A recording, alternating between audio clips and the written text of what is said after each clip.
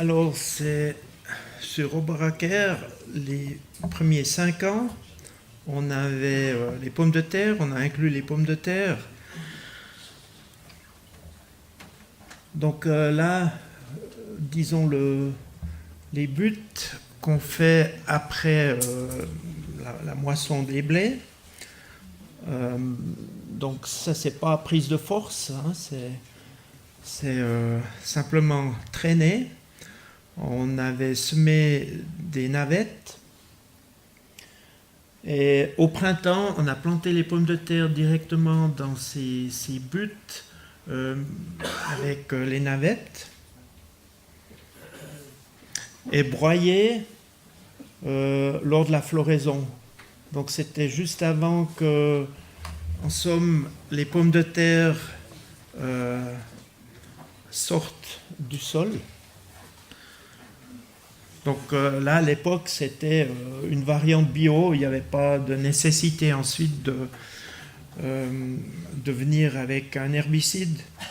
Et ça a déjà été dit ce matin.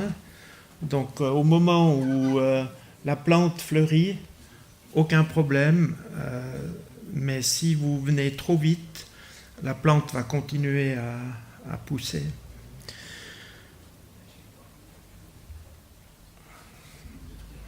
Le problème qu'on a eu par la suite, c'était d'une part à la récolte, donc le défanage, vu qu'on a eu beaucoup plus de vers de terre en semi-direct qu'en labour, avec le défanage chimique, c'était un cimetière qu'on a produit.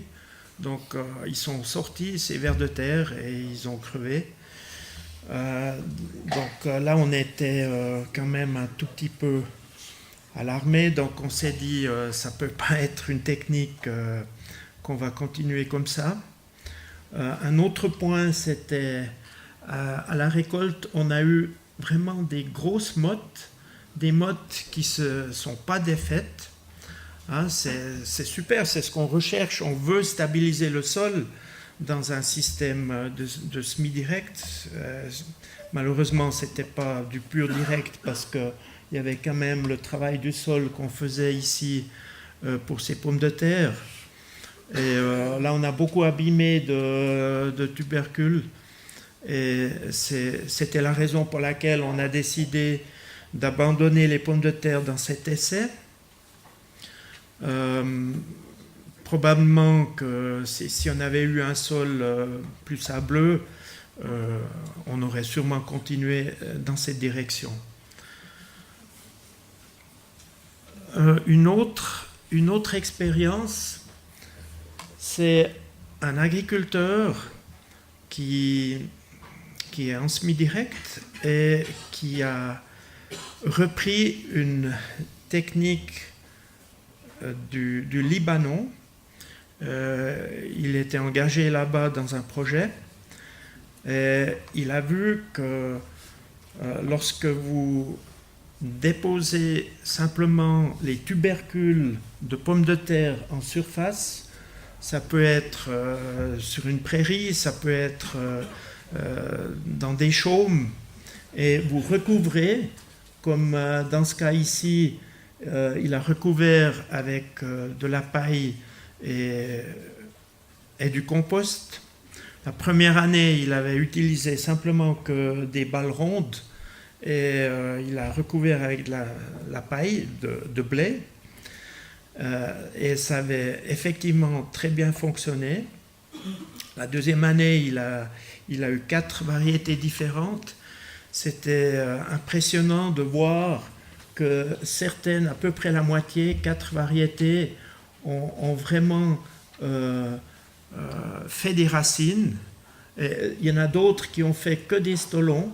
Ils sont restés en surface. Donc là, il y a sûrement des différences variétales. Et par la suite, j'ai raconté ça une fois au Danemark, à peu près 4 ans en arrière. Et l'année suivante, il y avait un Suédois qui était avec. Il a fait 5 hectares en Suède de pommes de terre où il a simplement mis de la paille par-dessus. Tout a bien fonctionné, mais il n'a pas su comment récolter. Alors, vu qu'il était dans un village, les écoliers ont eu congé et ils ont ramassé ces pommes de terre. Donc, ça serait une technique qui fonctionnerait, mais on n'a pas la mécanisation pour. Alors, je veux simplement vous donner cette idée, parce que pourquoi on fait un tel travail intensif pour les pommes de terre? C'est simplement pour la récolte. C'est pour pouvoir tamiser au top, à grande vitesse, et c'est tout. La pomme de terre, ce qu'elle demande, c'est de l'eau, des nutriments, et puis du sommeil. Donc il faut que ce soit beau noir, sinon ça ne fonctionne pas, sinon vous avez des tubercules vertes, solanine, ça ne va pas. Mais donc là, si jamais quelqu'un a envie de révolutionner la culture de pommes de terre, je crois que ça serait une des pistes. En tout cas, si jamais on avait une fois trop de temps à disposition, ben on s'occuperait un peu de cette question-là.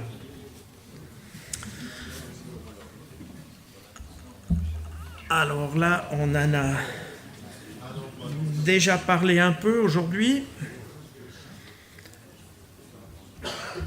C'est impressionnant lorsque vous avez un sol en semi-direct, ce qu'on a aujourd'hui sur Aubrac-Acker, donc c'est l'unique plante ou culture où on travaille le sol lors de la récolte. Sinon, on ne touche pas. Même pas après la récolte, on laisse comme c'est. On continue, c'est les vers de terre qui nivellent, qui font le reste. Mais c'est quand même impressionnant, vous avez un sol de semi-direct qui est dense, mais il n'est pas tassé, il n'est pas compacté. Et ça, c'est vraiment des images disent plus que 1000 mots. Ça se répète. Et c'est des choses qu'il faut prendre, qu'il faut considérer. Donc là, on a un tout petit peu essayé tout ce qu'on peut avec des semoirs. Au début, le semoir, si vous faites vraiment la méthode du semi-direct, pur et classique, le semoir est très important. Et avec les années, le sol évolue, vous avez beaucoup plus de vers de terre, vous commencez à avoir même des turicules en surface. Bon, on ne les voit pas parce qu'il y a des pailles, mais tout ça, c'est présent. Et le semoir, je ne veux pas dire qu'il devient secondaire, mais il n'y a plus cette pression sur ces semoirs. Donc ça, c'était des prototypes qu'on a eus de chez Parnou. Et, ça vous connaissez assez. Malheureusement, on n'a pas eu un NX dans les parages, mais ça a même fonctionné avec un semoir monocème qui n'était pas très lourd. Et ça, encore une fois, donc ça c'est la comparaison semi-direct labour. Vous voyez ici, le labour, on ne fait pas de préparation du lit de semences. Justement pour ménager le sol au plus, il y a quand même des mottes qui sont assez grossières. Ça ne nous dérange pas du tout, parce que avec le temps, c'est l'eau qui va défaire tout ce qu'on peut défaire sur un sol. Par contre, ici, c'est au printemps sans glyphosate, sans rien du tout, et ça fonctionne seulement si vous avez un engrais vert qui est vraiment très dense. Donc, si vous allez épargner de la semence des engrais verts, jamais ça va fonctionner, parce que si vous avez des endroits où c'est pas recouvert, vous allez de toute manière avoir des adventices. Et là, ça, je pense qu'on peut dire qu'on gère comme il faut. Ça, c'est important. Et là aussi, c'est vite vu aussi. Vous avez des orages, des vilains orages. Le sol réagit tout de suite s'il n'a pas été recouvert. Là, je vais dire quelques mots sur les légumes, parce que dans votre titre, j'avais réalisé qu'il y avait aussi le mot légumes. On n'a pratiquement pas d'expérience en légumes, à part ce profil qu'on a fait il y a quelques années. C'est du reste le collaborateur Chervet qui a... Vous savez comment est-ce qu'il a fait ça? Avec... non, il a utilisé de l'eau, oui, mais pas la pâte dentifrice, mais presque. Donc c'était vraiment avec la toute petite brosse, et c'est réel, donc c'est assez impressionnant. Alors, on parle de légumes. Il y a eu un projet de l'Union européenne sous le nom d'Oscar. Et j'avais pu, à un moment donné, participer, c'est en Italie, à Viterbo, et c'était vraiment intéressant. Ils avaient préparé un champ où ils avaient fauché, sauf erreur, j'ai pas pu me rappeler, il me semblait, à un moment donné, je crois que c'était du seigle vert, et puis je suis pas sûr si c'était même du raie gras, en tout cas une graminée, et ils ont planté directement dans ce mulch, dans ces résidus de plantes. Ils ont planté des tomates. Donc ça, c'est une planteuse italienne, Ferrari. Et je dois dire, ça, c'était vraiment très, très intéressant. Et entre-temps, on a, à l'autre bout de la Suisse, c'est tout près du lac de Constance, Kreuzlingen, il y a aussi une école d'agriculture à Bruneck. Eux, ils ont fait des essais de maraîchage des légumes avec quasiment une plantation directe. Et pour ça faire, ils ont fait construire d'abord une machine qui est spéciale. Effectivement, ici, il y a un disque animé. Donc, il va vous couper les résidus.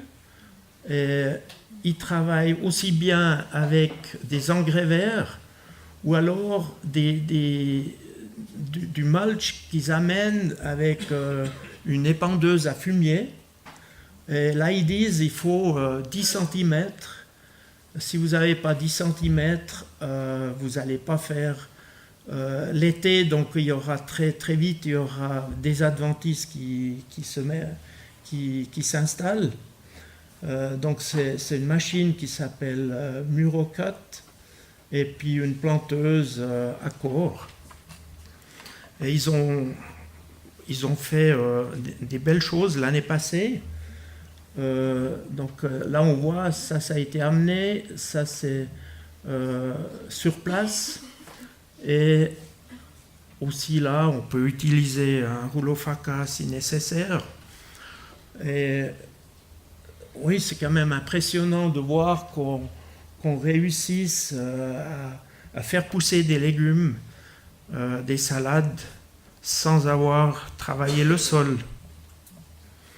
Avec les avantages connus, lorsque c'est pas recouvert, c'était quasiment sur la parcelle d'à côté, où il y a eu de l'érosion suite à un orage assez impressionnant.